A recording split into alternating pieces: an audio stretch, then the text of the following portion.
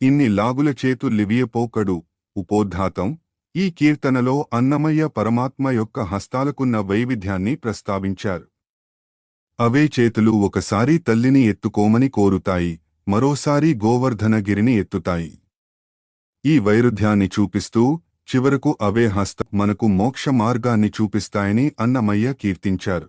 తెలుగు సారాంశం: అనేక రీతులుగా పనులు చేసే ఈ అద్భుతమైన హస్తాలు సామాన్యమైనవి కావు.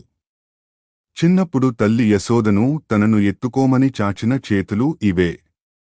గోవర్ధన పర్వతాన్ని సులువుగా పెకలించి ఎత్తిన శక్తమైన చేతులు ఇవే. పూతన ప్రాణాలు తీసిన చిన్ని చేతులు, యమునా నదిలో గోపికలపై ఇసుక చల్లి ఆటలాడిన చేతులు ఇవే. సమస్త ప్రాణులకు చైతన్యాన్ని ఇచ్చి తిరుమల వెంకటేశ్వరునిగా మనకు మోక్ష స్థానాన్ని చూపిస్తున్న దివ్య హస్తాలు ఇవే. English summary. In this Sankirtana, Annamaya celebrates the divine hands of the Lord. He marvels at how the same hands that reached out to Mother Yashoda to be picked up were capable of lifting the massive Govardhana hill. These very hands that squeezed the life out of the demoness Puna also played mischievous games by throwing sand at Gopikas in the Yamuna.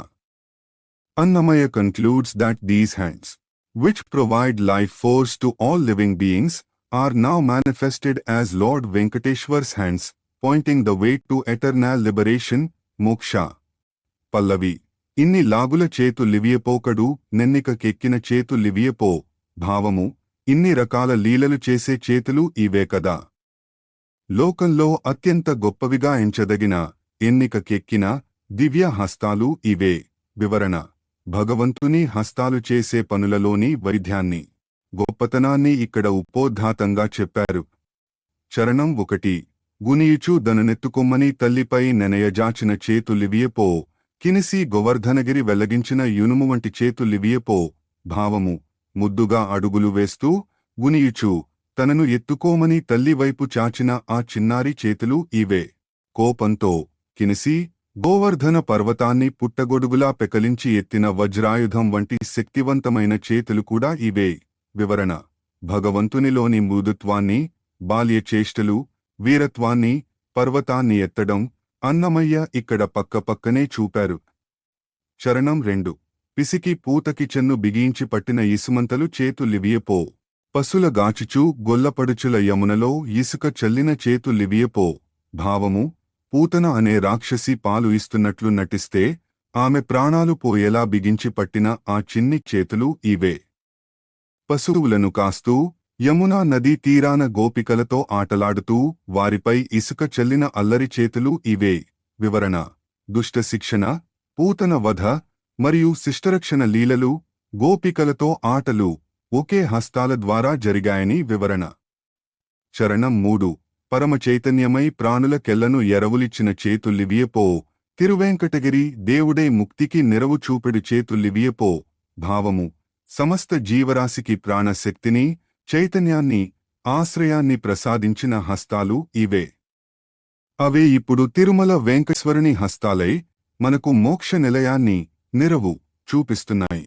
వివరణ: శ్రీకృష్ణుడే వెంకటేశ్వరుడని, ఆయన అభయ హస్తమే మనకు పరమగతి అని అన్నమయ్య ముక్తాయింపునిచ్చారు. స్వామివారి కుడిచేయి వైకుంఠాన్ని చూపిస్తున్నట్లు ఉండే స్థితిని ఇక్కడ ప్రస్తావించారు. చరణం 3. పరమచైతన్యమై ప్రాణుల కెల్లను ఎరవులిచ్చిన చేతు లివియపో.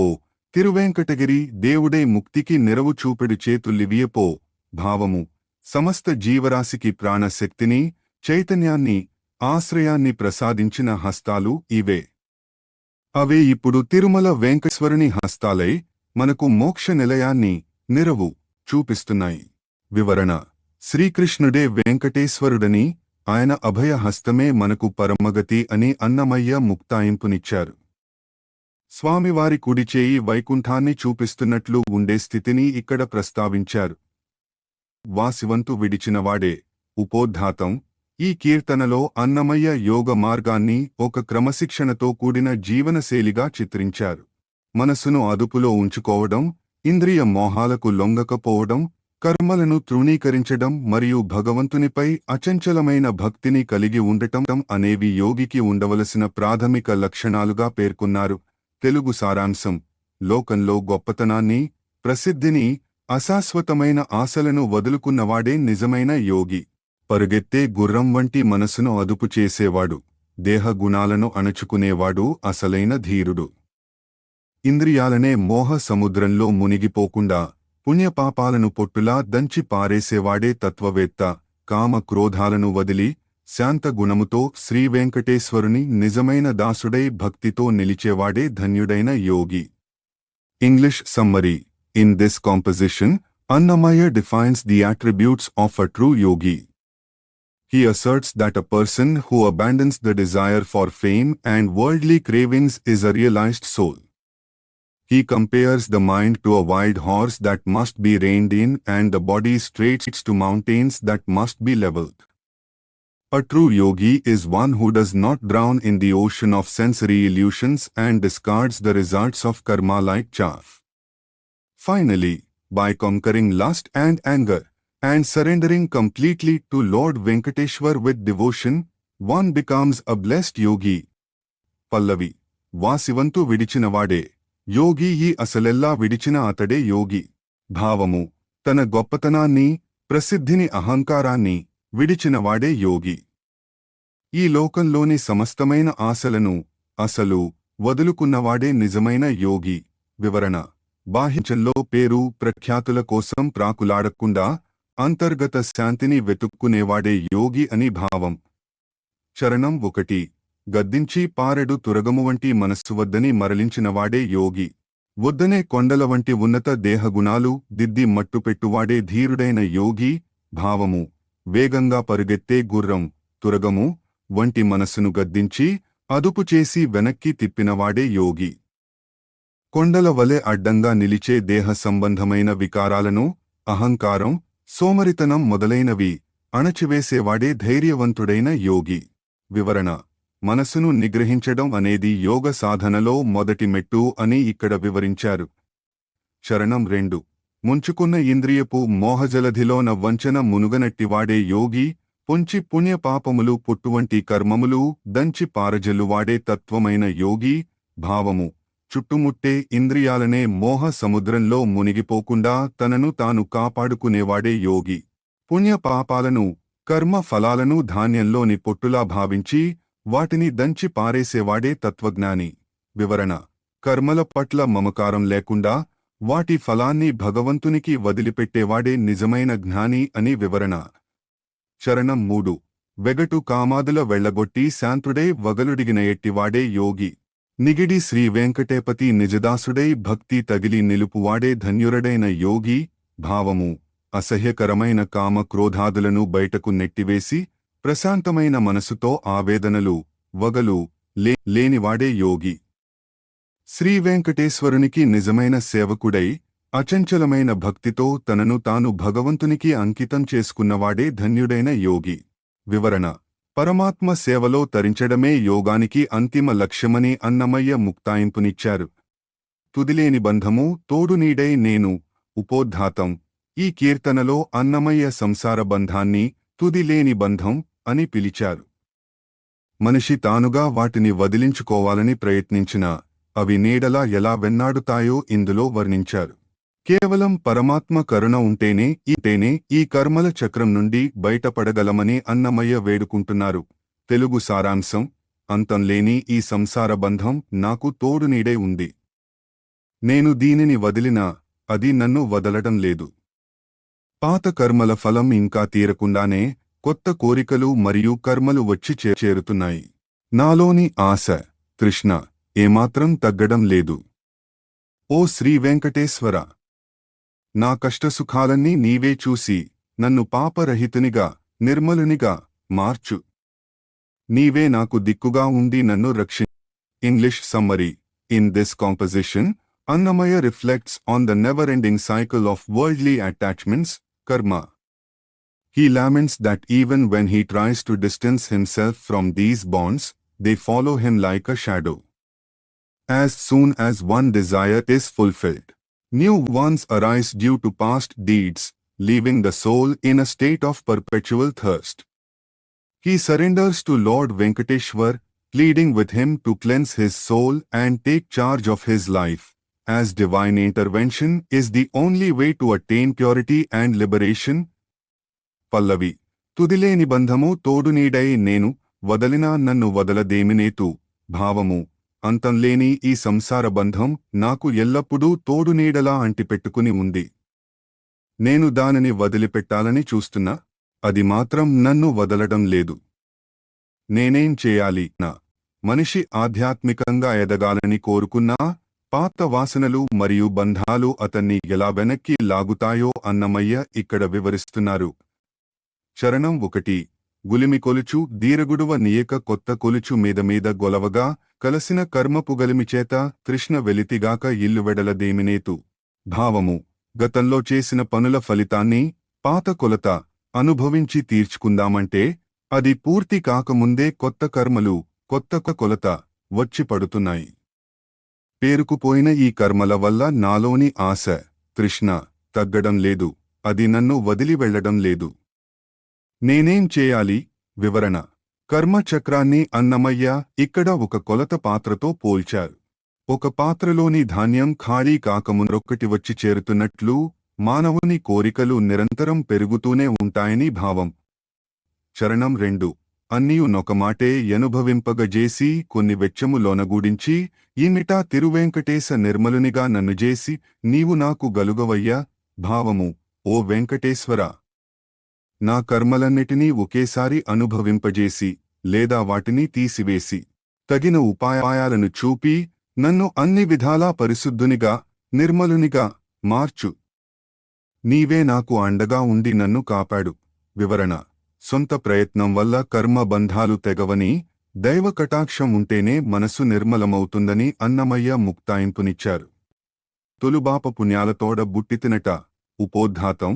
ఈ కీర్తనలో అన్నమయ్య జీవుని స్థితిని అత్యంత వాస్తవికంగా చిత్రించారు. శరీరం అశాశ్వతమని, కర్మల వల్ల ఈ జన్మ కలిగిందని చెబుతూనే అంతర్యామిగా ఉన్న శ్రీనివాసుని అండ ఉంటే ఈ సంసార సాగరాన్ని, ఇంద్రియ వికారాలను సులభంగా గెలవగలనని ఇందులో చాటి చెప్పారు. తెలుగు సారాంశం. పూర్వ జన్మల పాపపుణ్యాల ఫలితంగానే నేను పుట్టాను. ఈ సంసార బంధాలను నేను భరించలేనా? ఎముకల గూడు, తోలు తిత్తి వంటి ఈ శరీరంలో ఉంటూనే కష్టాలను ఎదుర్కోలేనా? బంధుత్వాలు, ఆశలు అనే బంధనాలలో చిక్కుకున్నా ఈ దేహాన్ని మోయలేనా? ఓ వెంకటేశ్వర, నాలో అంతర్యామిగా నీవు ఉన్నావు కదా, ఇక ఏ శత్రువులకు నేను భయపడను. నీ దయ నాపై ఉండగా ఈ లౌకిక బాధలన్నింటినీ నేను తప్పక గెలుస్తా. English summary. In this composition, Annamaya acknowledges that his birth is a result of past karmas, sins and virtues. He reflects on the physical body's impurities and the entrapments of worldly attachments and desires. However, he finds immense strength in realization that Lord Venkateshwar resides within him as the Antaryami, inner soul. He confidently asserts that with divine grace, he can overcome all worldly miseries, enemies, and emotional struggles, emerging victorious in his spiritual journey. పల్లవి. తొలుబాప పుణ్యాలతోడ బుట్టితినట బలువైన భవముల బడలేనా భావము పూర్వ జన్మల పాప పుణ్యాల మూటతోనే నేను ఈ జన్మను ఎత్తాను. అలాంటప్పుడు ఈ బలమైన సంసార చక్రంలో భవములు పడివేగలేనా? తప్పక భరించగలను అని భావం. కరణ. జన్మ అనేది కర్మ ఫలమని, దాన్ని అనుభవించడం అనివార్యమని అన్నమయ్య ఇక్కడ గుర్తు చేస్తున్నారు. చరణం 1. గాముల ఇంటనే కాపనైతినట పాము పుట్ట నుండి అయిన బతుకలేనా, గోమున హేయపురుగుండకూడు నించితినట గామిడి నేగారెతిత్తిగా నోపనా భావము ఎముకలు, కండరాలతో కూడిన ఈ శరీరమనే ఇంట్లో నివాసం ఉంటున్నాను. పాము పుట్ట వంటి ఈ దేహంలో ఉండి నే బ్రతకలేనా? అసహ్యకరమైన ఆహారంతో ఈ కడుపు నింపుతున్నాను. గాలి నిండిన తోలు తిత్తి వంటి ఈ శరీరాన్ని నేను భరించలేనా? వివరణ. దేహం యొక్క అశాశ్వతతను, హేయమైన స్వభావాన్ని వివరిస్తూనే దానిని ఒక సాధనంగా మలచుకోవాలనే తపన ఇందులో కనిపిస్తుంది. చరణం 2. కట్టైన గుణములచే కట్టువడితినట చుట్టపు బంధాలరొచ్చుకు నోపనా, దట్టపుటాసల నేదాల్చితినట నా వెట్టకాయము మోపవెణిచేనా భావము సత్వ రజో తమో గుణాలనే తాడుతో నేను కట్టబడ్డాను. బంధుత్వాలనే బురదను రుచ్చు భరించలేను. మితిమీరిన ఆశలను మోస్తున్నాను. అటువంటప్పుడు ఈ శరీరమనే భారాన్ని మోయడానికి నేను భయపడతానా? వివరణ: మానసిక బంధనాలు, ప్రాపంచిక ఆశలు మనిషిని ఎలా బంధిస్తాయో ఇక్కడ వివరించారు. చరణం 3. నిగిడిన లోపల నీవుండుదుట పగవారికి నే బగిలేనా? తగు వెంకటేశ నీదేవాడనట ఈ వగల నిన్నిట గెలువగలేనా? భావము: ఓ స్వామీ, నా లోపల అంతర్యామిగా నీవు ఉన్నావని నాకు తెలుసు. అలాంటప్పుడు బయట ఉండే శత్రువులకు నేను భయపడి చెదిరిపోతానా? ఓ వెంకటేశ్వర, నేను నీ దయకు పాత్రుడైన వాడను. ఈ లౌకిక బాధలన్నింటినీ నేను నిశ్చయంగా గెలుస్తాను. వివరణ: భగవంతుడు తనలోనే ఉన్నాడనే జ్ఞానమే మనిషికి అసలైన విజయాన్ని ఇస్తుందని అన్నమయ్య ముక్తాయింపునిచ్చారు. ఈతడఖిలంబునకు నీశ్వరుడే సకల ఉపోద్ధాతం. ఈ కీర్తనలో అన్నమయ్య భగవంతుని 2 రూపాలను వర్ణించారు. ఒకటి భక్తుల హృదయాలలో వెలిగే జ్ఞానదీపం, రెండవది శృంగార రసమయమైన రూపం. గోపికల కస్తూరి పూతగా, లక్ష్మీదేవి కన్నులలోని కాటుగా ఆయనను వర్ణిస్తూనే ఆయన ఈ అఖిల ప్రపంచానికి అధిపతి అని ఉద్ఘాటించారు.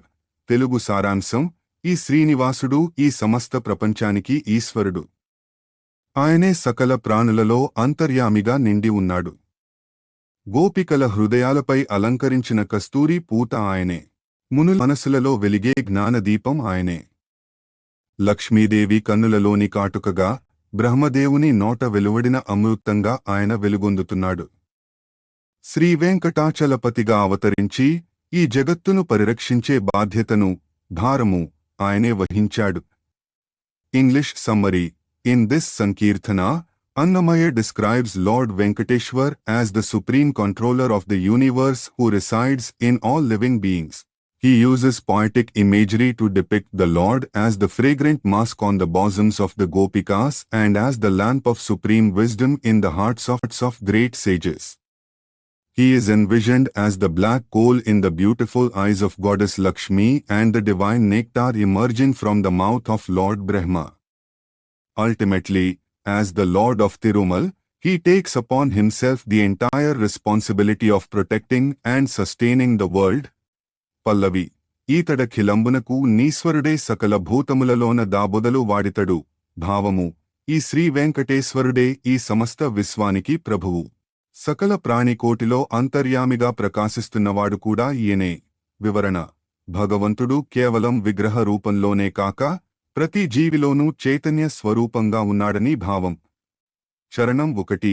గోపాంగనల మెలుగు గుబ్బచెన్నుల మీద చూపట్టుకమ్మ గస్తూరి పూత ఇట్డు, తాపసోత్తముల చింతాసోధములలోన దీపించు సుజ్ఞానదీపమితడు. భావము: గోపికల వక్షస్థలాలపై అలంకరించిన సుగంధభరితమైన కస్తూరి పూత ఈయనే. గొప్పవారైన మునుల ధ్యానమనే భవనాలలో వెలిగే జ్ఞానదీపం కూడా ఈయనే. వివరణ: భగవంతుడు ఇటు భక్తుల రక్తికి, శృంగారం, అటు యోగుల ముక్తికి, జ్ఞానం, రెండింటికీ ఆయనే మూలాధారమని వివరణ. చరణం 2. జలధికన్యాపాంగ లలితేక్షణములలో కలసి వెలుగుచునున్న కజ్జలం బితడు. జలజాసనుని వదన జలది మధ్యము నందు అలర వెలువడిన పరమామృతం బితడు. భావము: సముద్రుని కుమార్తె అయిన లక్ష్మీదేవి యొక్క సుందరమైన కడగంటి చూపులలోని నల్లని కాటుక ఈయనే. పౌన ఆసీనుడైన బ్రహ్మదేవుని ముఖమనే సముద్రం నుండి వెలువడిన శ్రేష్టమైన అమృతం కూడా ఈయనే. వివరణ: వేద స్వరూపుడైన బ్రహ్మ పలికే సత్యం ఈయనే అని. లక్ష్మీనారాయణుల అన్యోన్యతను అన్నమయ్య ఇక్కడ వర్ణించారు. చరణం 3. పరివోని సురత సంపదల నింపుల చేత వరవధూతతికి పరమమైన ఇద్దు, తిరువేంకటాచలధిపుడు దాన యుండి పరిపాలనము సేయ భారకుండితడు. భావము: ఎడతెగని ఆనంద సంపదలతో భక్తులకు, దేవతా స్త్రీలకు పరమ గమ్యమైనవాడు ఈయనే. స్వయంగా శ్రీవేంకటాచలపతిగా తిరుమలపై వెలసి ఈ లోకాన్నంతటినీ పరిపాలించే భారము, బాధ్యత వహించిన సమర్థుడు ఈయనే. వివరణ: లోక కళ్యాణం కోసం శ్రీనివాసుడు తిరుమలలో వెలిశాడని, ఆయనే మన అందరి సంరక్షకుడని అన్నమయ్య ముక్తాయింపునిచ్చారు.